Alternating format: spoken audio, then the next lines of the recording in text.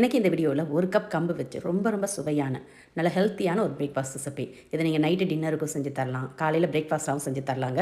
நல்ல ஹெல்த்தியாக ரொம்ப சுவையாக இருக்கும். இப்போ இதை செய்யறதுக்கு ஒரு மிக்சிங் பவுலில் 1 கப் அளவுக்கு கம்பு சேர்த்துக்கலாம். இந்த கம்பை ஃப்ரை பேனில் மாற்றி இதை நல்லா ஒரு 2லேருந்து 3 நிமிஷத்துக்கு வறுத்து எடுத்துக்கலாம்.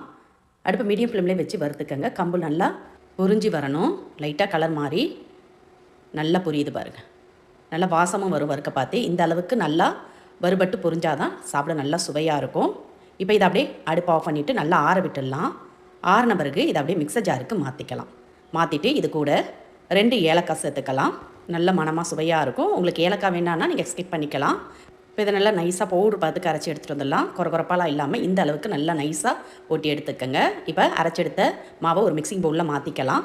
மாற்றிட்டு இதில் தேவையான அளவு கொஞ்சமாக உப்பு சேர்த்துட்டு மாவோடு நல்லா கலந்துக்கலாம். கலந்த பிறகு